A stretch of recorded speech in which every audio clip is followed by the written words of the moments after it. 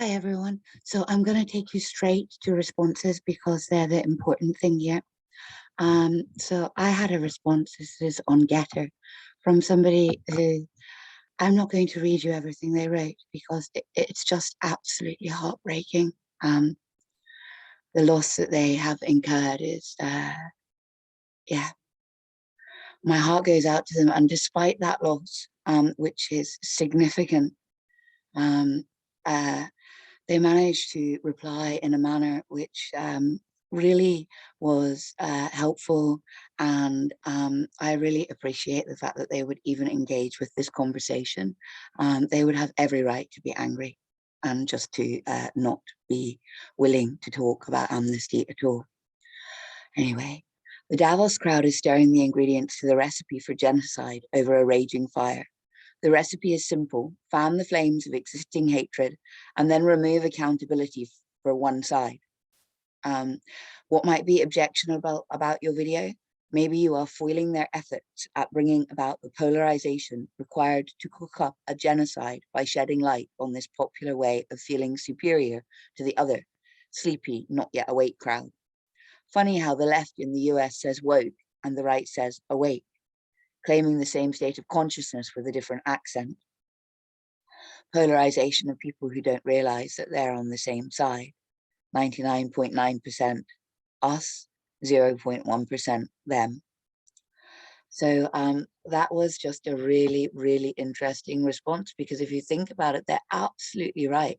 They've drawn attention to the fact that, this word, this choice of words, we've got awake on one side and woke on the other.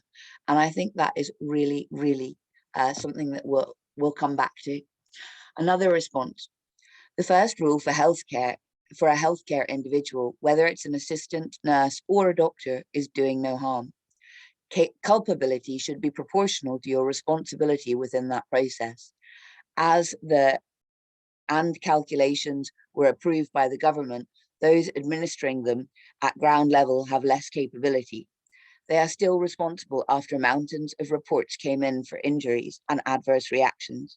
And as a baseline, those medical personnel should be placed on probation and required to recertify. Now, isn't that another really interesting response?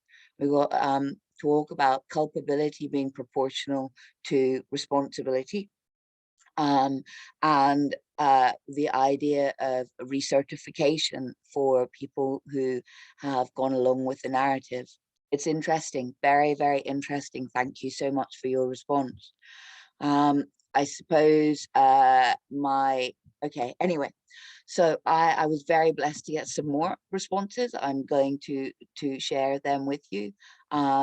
Here we have somebody saying, I believe amnesty is a noble way forward because killing, imprisoning, and hurting other humans is just another kind of war. I do understand the sense of anger and need to stop this. I do want it to stop.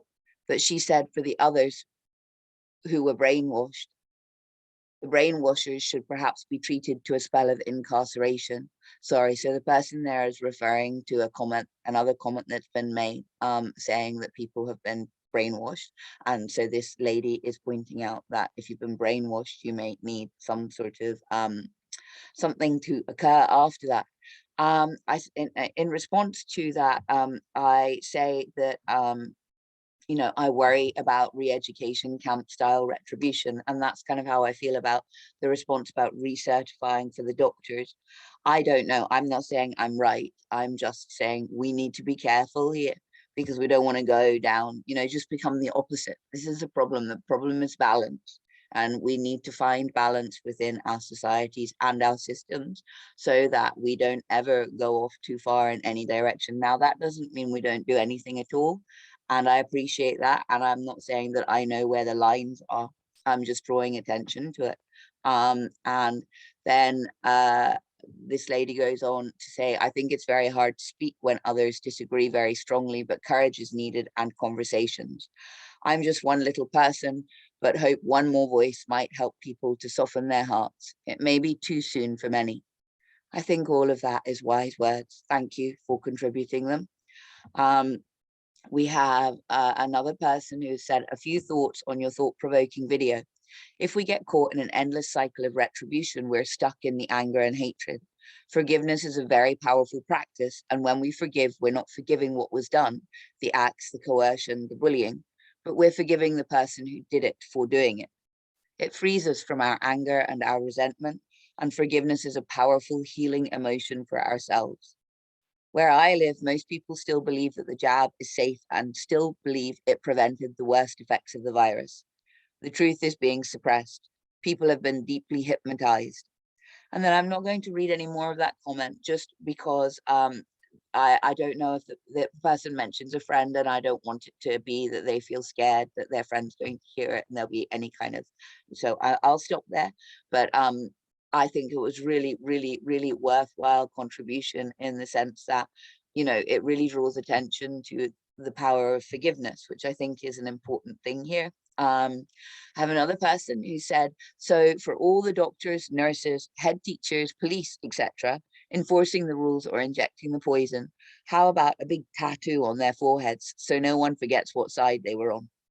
As for the ringleaders, including media, government, NHS, decision makers, pharma, etc., then much harsher punishments, dare I say the same as the Nuremberg trials.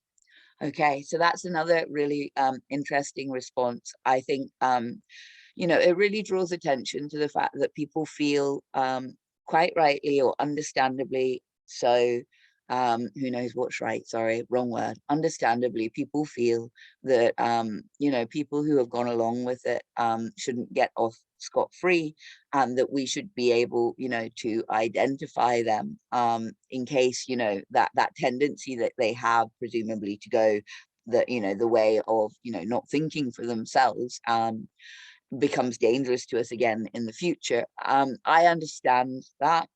I see the legitimacy of the concern. I personally don't want that, and I think that there was an element of tongue-in-cheek about it. I could be right, I could be wrong. You're never ever 100% sure when you're dealing with, you know, the written word, what the intent of the writer was. Part of the beauty of the word is that you know, beauty of words is that you add, you know, who you are to those words and the interpretation. So just to recap, I really want to sort of say thank you, because to think about the woke awake language is really interesting.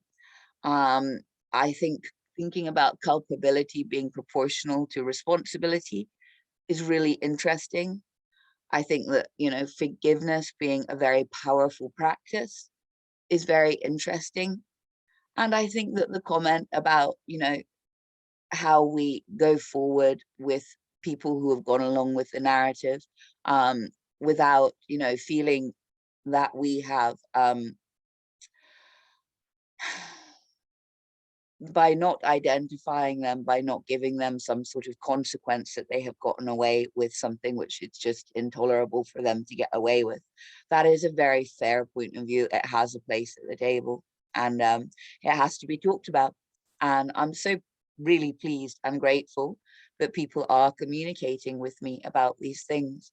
I'm going to leave it there because I know that, you know, if the video is too long, then that makes it difficult to watch, just because people have busy lives.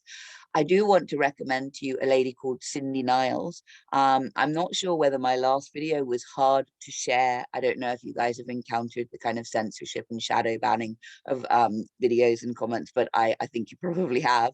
It was very hard to share, and I don't know whether that is because I shared a post that this woman wrote, and she is considered by the powers that be to be highly controversial and a worry clearly to them.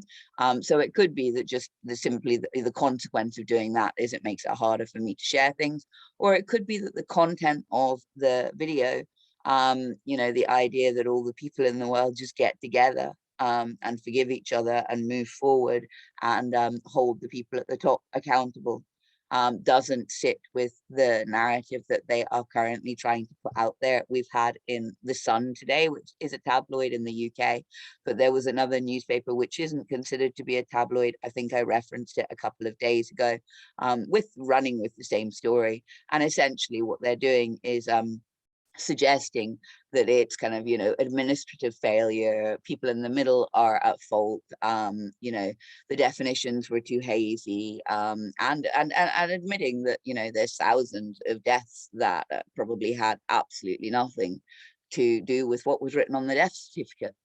So there is a narrative being spun at the moment, and if we're not careful, we're gonna enact it or fall for it without thinking about it. Um, so really, really appreciate your thoughts, and I really, really do love you all. And I wish you peace and a wonderful day. Okay. And I'll speak to you again soon. Thank you so much for talking to me. It really means the world. Bye.